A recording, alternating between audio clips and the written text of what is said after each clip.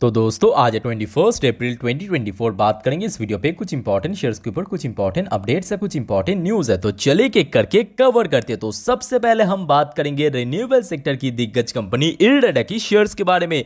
दोस्तों last day यानी शुक्रवार के दिन बाजार क्लोज हो जाने के बाद कंपनी की रिजल्ट आउट हुआ था Q4 का। अब देखिए अलग अलग इन्वेस्टर्स की अलग अलग ओपिनियन आया। किसी का मानना यह है कि शेयर में गिरावट होगा, शेयर पहुंच जाएगा 110 पे। बहुत सारे इन्वेस्टर्स का मानना यह है कि शेयर में तेज़ी देखने को मिलेगा और इस बार अगर तेज़ी हुआ शेयर 200 क्रॉस कर जाएगा। बहुत सारे इन्वेस्टर्स तो और भी ज़्यादा एग्रेसिव है, बोल दिया सीधा सीधा कि भाई साहब अभी शेयर जो है 250 तक जाके रुकेगा। तो दोस्तों आपका क्या विचार है, आपका क्या ओपिनियन है, प्लीज़ कमेंट बॉक्स में शेयर कीजिए अपना वैल्यूएबल ओपिनियन। अब देखिए मेरे अकॉर्डिंग शेयर में तेज़ी होना चाहिए। इसके पीछे क्या रीज़न है मैं आपको लॉजिकली समझाता हूँ।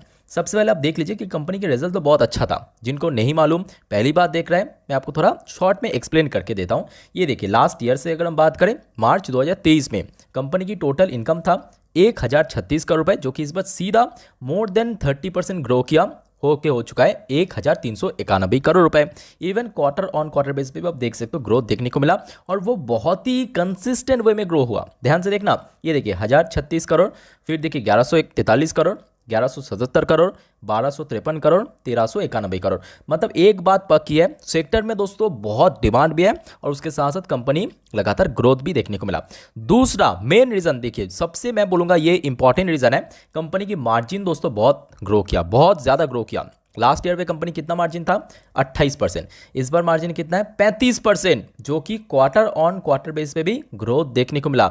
ये एक बहुत बड़ी वजह है दोस्तों, कल शेयर अगर ऊपर पहुंच गया उसके पीछे क्लियर हो चुका है। अभी तक तो देखिए सब कुछ ठीक ठाक है। अब देखिए ऑब्वियसली सब कुछ ठीक ठाक रहेगा तो ऑब्वियसली कंपनी की नेट प्रॉफिट है वो भी ऊपर ही ग्रोथ ही देखने को मिलेगा। 254 करोड़ से सीधा बढ़ के हो चुका है इस बार 337 करोड़ रुपए। अब आपके दिमाग में जरूर ख्याल आया होगा कि सर यहाँ पे क्वार्टर ऑन क्वार्टर बेस पे तो उतना ज़्यादा ग्रोथ देखने को नहीं मिला, सिर्फ 1 करोड़ की डिफरेंस है। तो इसके पीछे देखिए मेन रीज़न है टैक्स। जैसे कि लास्ट क्वार्टर में हमने देखा था कंपनी सिर्फ और सिर्फ 13% टैक्स दिया था, इस बार 30% टैक्स दिया। तो टैक्सेशन की वजह से एक्चुअली इसका जो ग्रोथ है क्वार्टर ऑन क्वार्टर बेस पर आपको कम देखना। अब देखिए टैक्स तो किसी के हाथ में नहीं है ना, तो कंपनी यहाँ पे कुछ भी नहीं कर सकते।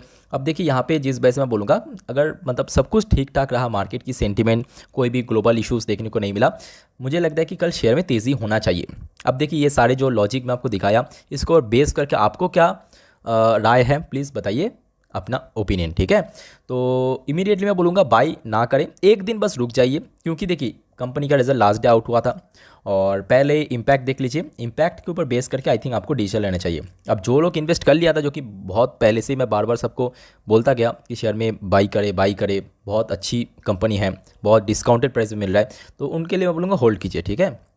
ओके तो नेक्स्ट इंपॉर्टेंट कंपनी है कनारा बैंक लिमिटेड। कनारा बैंक की शेयर लास्ट डे क्लोजिंग दिया था 579 रुपए पे, ऑलमोस्ट 0.76% गिरावट के साथ।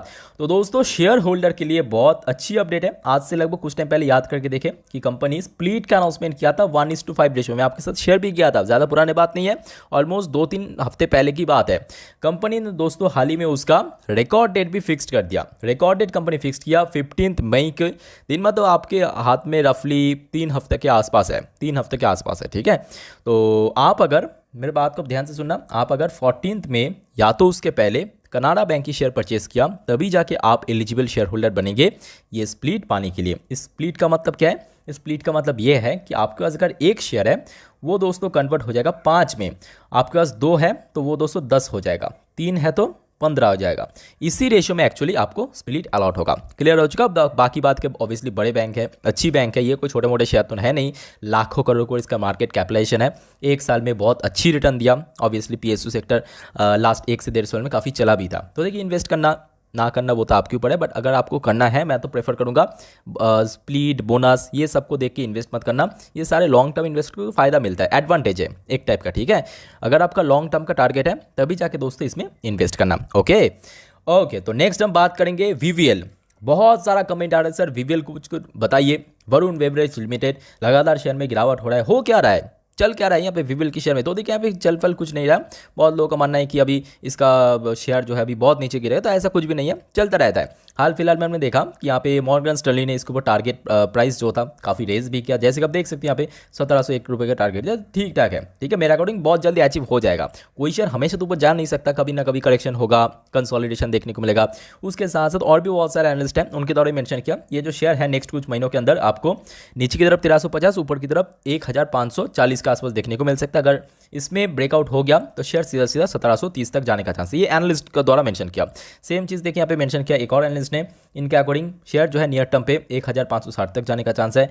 मेरे अकॉर्डिंग देखिए बहुत बढ़िया कंपनी, इसके पहले देखिए जो जो इन्वेस्टर्स को मैं कहा था इन्वेस्ट करने के लिए, या जो लोग इन्वेस्ट किया था, ठीक है, रिकमेंडेशन सुन के, अब देख लीजिए आज के डेट में बहुत फायदे में है, बहुत फायदे में। आप देख लीजिए ना शेयर के रिटर्न्स का प्रोफाइल, अब सोचिए एक शेयर साल में 92% का रिटर्न दिया, लास्ट 3 साल की बात करें, 5 साल की बात करें, इतना कंसिस्टेंट रिटर्न के शेयर आप दिखा दीजिए एक, अब दिखा दीजिए एक दो, बस रेयर है आपको देखने को मिलेगा। आपको ये चार्ट पैटर्न देख के कहीं से भी नहीं लगेगा कि बीच में लॉकडाउन हुआ था, यूक्रेन रशिया का बीच में जंग शुरू हुआ, कभी रेपो रेट हाइक हुआ, कभी इन्फ्लेशन वजह से बाजार गिरा था, आपको देख के मालूम ही नहीं पड़ रहा है, आप खुद ही बताइए। कंपनी अच्छी कंपनी है, मैनेजमेंट अच्छा कंपनी है, मैनेजमेंट अच्छा है, तो जितना हो सके बाई एंड डिप में बाई करें और लॉन्ग टर्म के लिए छोड़ दीजिए। देखना शेयर में जब मूवमेंट होगा, एक एक दिन में 5% 10% मूव करना कोई बड़ी बात नहीं है इसके लिए, ठीक है। ओके, तो नेक्स्ट हम बात करेंगे LIC। तो LIC की शेयर होल्डर के लिए बहुत ही इंपॉर्टेंट अपडेट है, और ख़ास करके जो सारे इन्वेस्टर्स इन्वेस्ट करने के लिए प्लान कर रहे हैं उनके लिए भी बोलूँगा बहुत इंपॉर्टेंट अपडेट है। देख लीजिए ये लास्ट डे का अपडेट है, यानी सैटरडे का अपडेट है। दोस्तों ये जो न्यूज़ है ना, खुद गवर्नमेंट ऑफिशियल की तरफ से अपडेट है, ध्यान से पढ़ना। न्यूज़ की headline, government open to selling stake in GIC ये भी एक इंश्योरेंस कंपनी है, जनरल इंश्योरेंस कॉर्पोरेशन, ठीक है, और LIC ये दोनों लिस्टेड कंपनी है, फाइनेंशियल ईयर 25 में।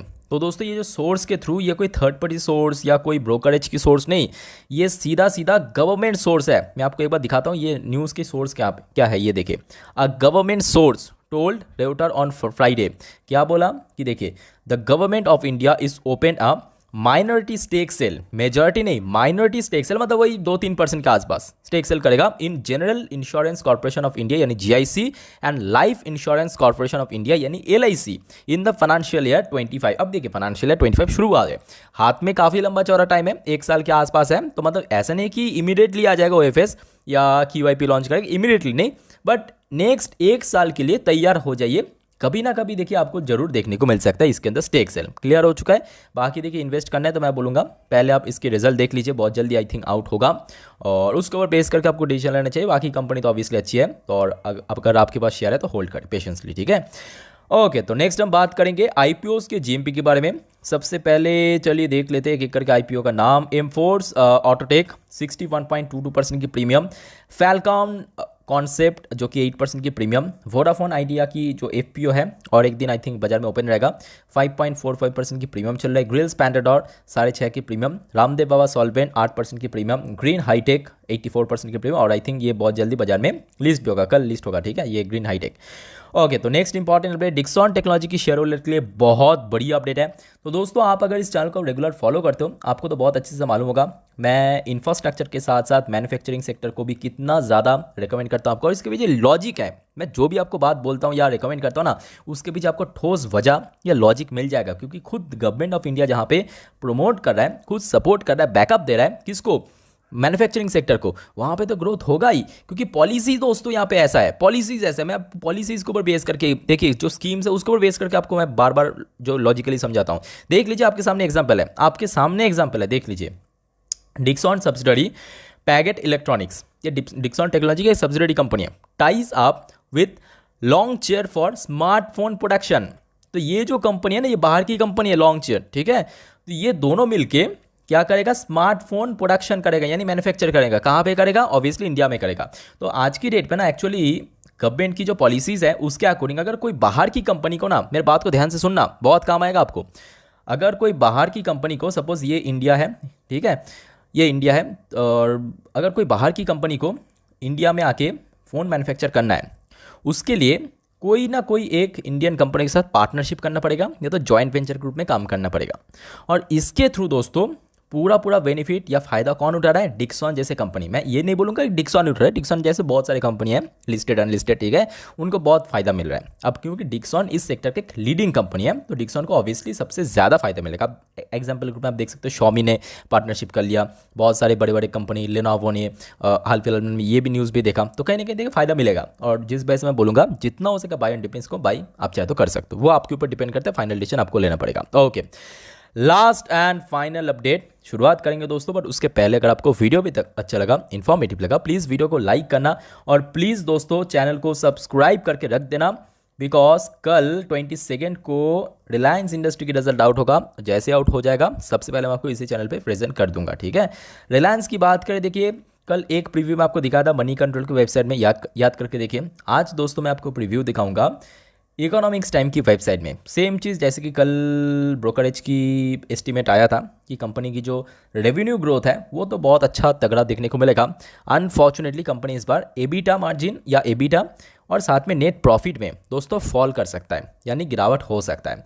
तो यहाँ पे अलग अलग ब्रोकरेज द्वारा सेम चीज़ मेंशन किया कि मतलब ज़्यादातर ब्रोकरेज का मानना यह है कि इस बार कंपनी की रेवेन्यू तो अच्छा ग्रोथ होगा ही, बट कंपनी की एबिटा और उसके साथ साथ जो नेट प्रॉफिट है वो दोस्तों फॉल करेगा। अब जो भी होगा एक्चुअली वो क्या होगा वो तो कल ही मालूम पड़ जाएगा, बट इमीडिएटली मैं बोलूँगा कि इन्वेस्ट करने की ज़रूरत नहीं है। एक दिन या 2 दिन मैक्स टू मैक्स वेट कर जाइए अगर आपको इन्वेस्ट करना है। पहले आप कल रिजल्ट देख लीजिए। आई थिंक कि कल रात की जनरली बात करें तो वही 7:30-8 बजे के आसपास आउट होता है रिलायंस की रिजल्ट, तो जैसे आउट हो जाएगा मैं आपको नेक्स्ट वीडियो में कवर कर दूंगा, ठीक है। और उसके ऊपर बेस करके नेक्स्ट डे कैसा रिएक्शन होता है मार्केट में, उसके ऊपर बेस करके आई थिंक आपको इन्वेस्ट करना चाहिए, ठीक है। बाकी देखिए जिनके पास भी शेयर है ऑब्वियसली आज आई थिंक कि काफ़ी अच्छा प्रॉफिट भी होंगे, बिकॉज शेयर अपना ऑल टाइम हाई की काफ़ी नज़दीक भी है। थोड़ा पेशेंस रखिए और होल्ड कीजिए। बाकी दोस्तों कोई डाउट्स है कमेंट के थ्रू पूछना। फिलहाल इस वीडियो को वाइंड अप करता हूँ, मिलते हैं नेक्स्ट वीडियो पे, तब तक के लिए टेक केयर, बाय बाय, जय हिंद।